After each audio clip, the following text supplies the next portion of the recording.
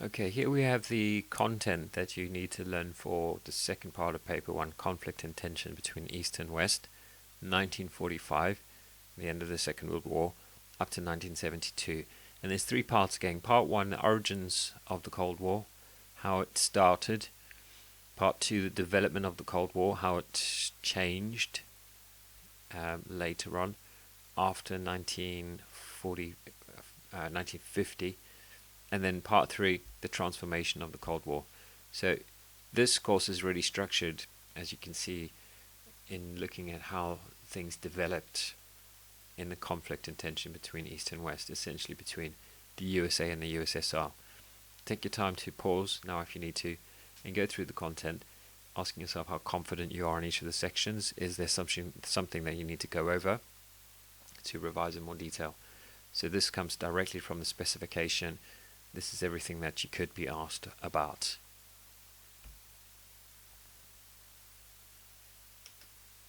Okay, here are the questions, 4 questions for this part of the paper. 4 questions as opposed to 6 for Germany, so less questions, but you spend the same amount of time on it because they work out at the same number of marks. And there's guidance for each of the questions. So we're going to go through each of them, and we're going to look at the guidance for each of the questions in turn. Okay, this would be the first one. This kind of question is always going to be study a source, and this source, whatever it may be, G, A, B, C, whatever, in this case source G supports X. How do you know? Explain your answer by using the source and your contextual knowledge, in other words what you have learnt, so what knowledge you have on the topic. So question, we can see this specific example, question 1, study source G. Source G supports the Soviet Union. How do you know? Explain your answer by using source G and your contextual knowledge. 4 marks, so we're going to spend 5 minutes on it, not more than 5 minutes. And as always, we're going to use our Peel paragraph structure to answer it. But before we start answering it, we have to think about the WWWPAF. So consider this and do a quick annotation around the source before you answer it. Who produced it? When was it produced? What is the topic? Purpose? Why was it created? Audience? Who was it created for? And format? What type of source is it? Let's think about this one for a minute. As we said in the exam, we're not going to spend more than that on it, doing a WWWPAF on each source. Who produced it? Here we go. Soviet cartoon, which is circle Soviet, right who. When was it produced? 1960, circle, right when. Do this on your exam paper. Write all over your exam paper. It's yours to help you, so you can make as many notes on it, annotations, as you need to. In fact, it's really important because it just helps you to break down the source and really get a stronger, deeper understanding of it, which will then be reflected in your answer, which will be reflected in a higher grade. What is the topic? Well, in this case, we can see it is about the Cuban Missile Crisis. It's Fidel Castro. Purpose, why was it created? We can see that the US is shown in a negative light, so we can see that it's a form of Soviet propaganda. Audience, who is it created for? Well, clearly it's going to be the Soviet people as a result. And the format, what type of source? It's a political cartoon. Okay, so then once we've done that, we're probably ready to start answering it. But remember that you can always do a quick picture formula in your head if you want to. You don't need to write this out, but the picture formula, as mentioned earlier on, is just a way for you to think about the details of each source and to acknowledge these and put them all together to find a deeper meaning behind the source. So people, items and objects, captions, you'd always get an explanation. So here it is in the context, which says, I forbid you to make friends with the Soviet Union. Okay, PICT, things in the background. U, underlying attitude of the artist. R, remember what you know, bring a contextual knowledge to the source, and then finally you can explain it.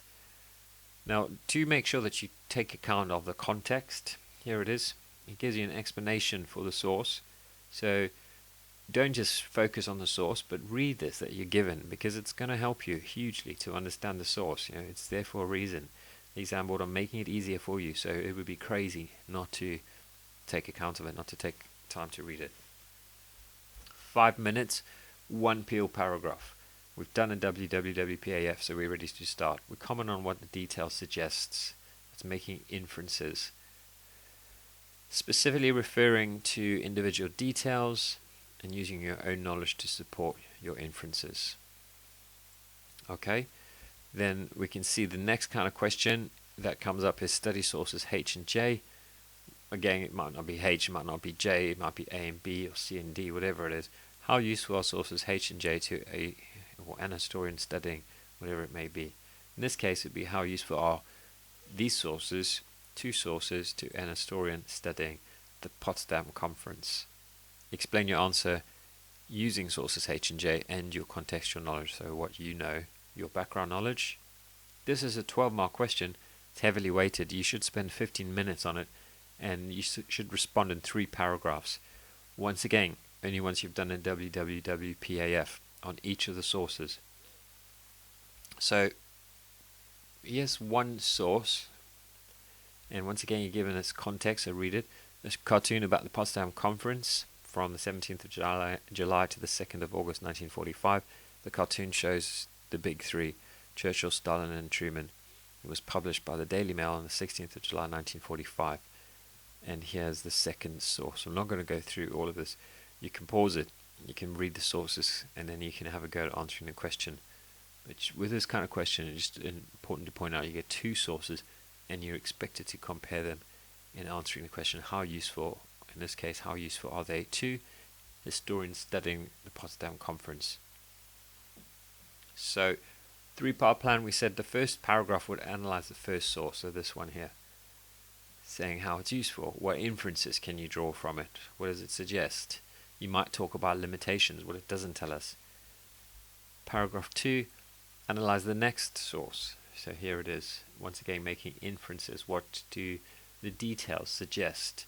Use that language. This suggests that. That's going to help you to go deeper into the source, to read deeper into it, and to get more marks for making those more in-depth analysis and evaluations.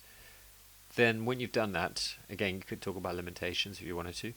Then you move on to paragraph 3, where you make a judgment as to how useful they are overall, and then you can compare the sources in your 3rd paragraph.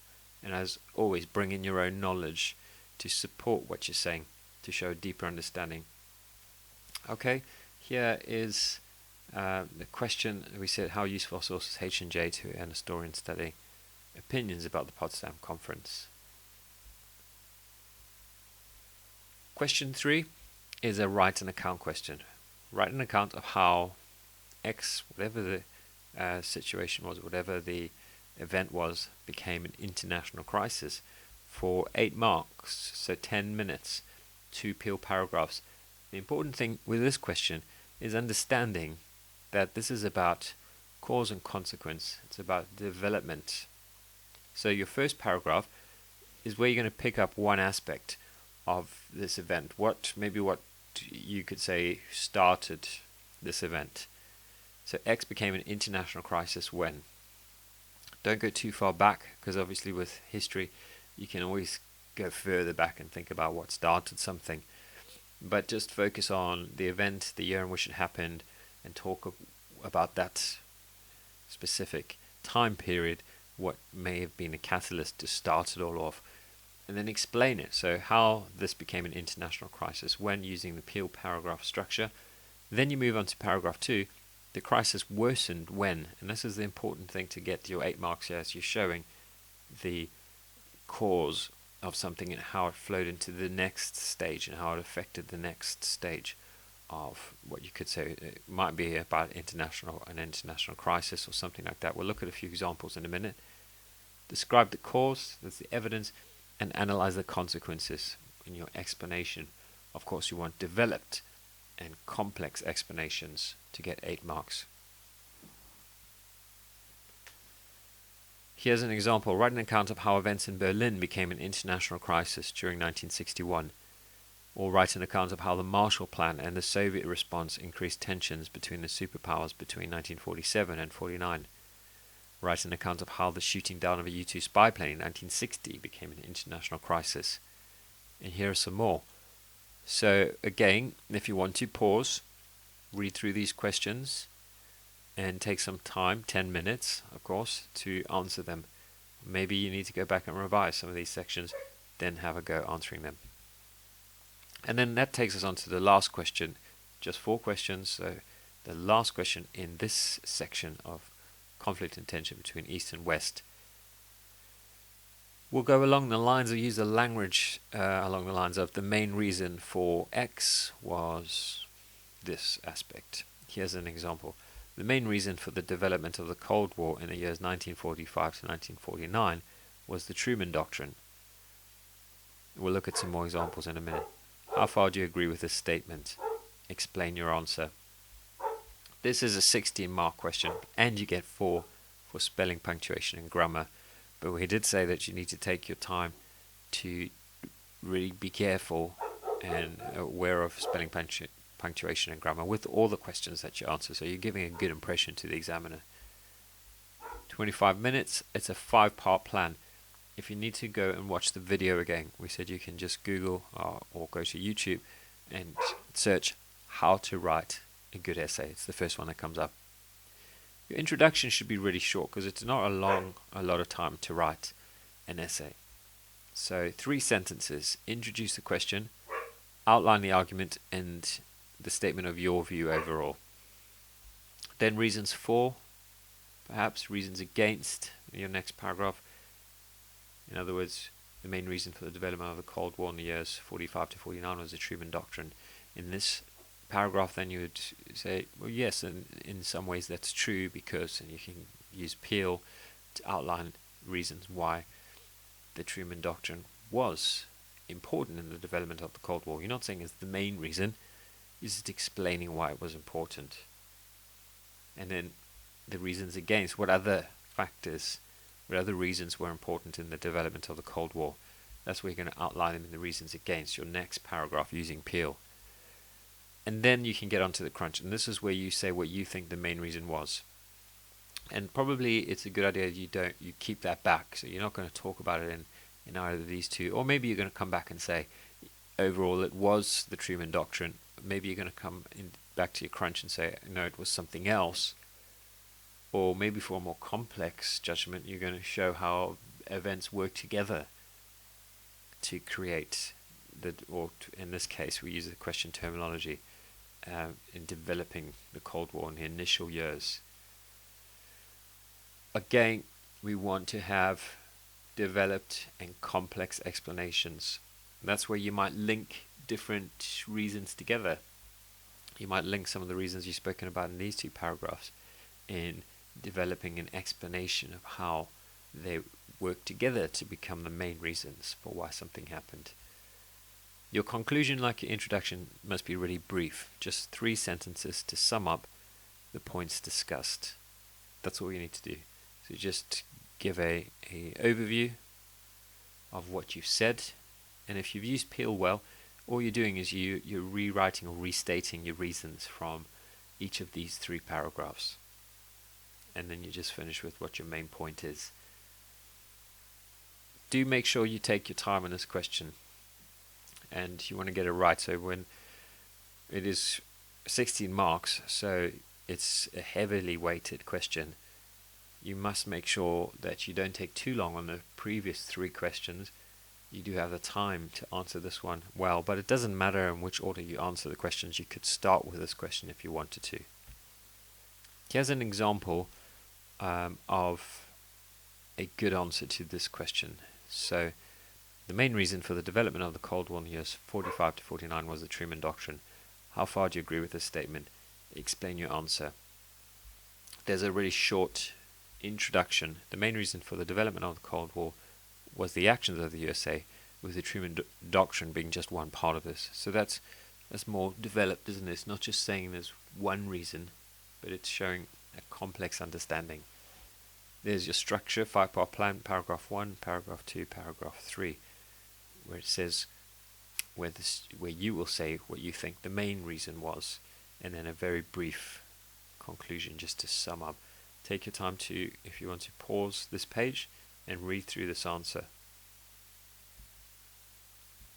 Here are some more questions for this kind of question, 60-mark question plus 4 for spelling and grammar, think about how you would answer each of these questions.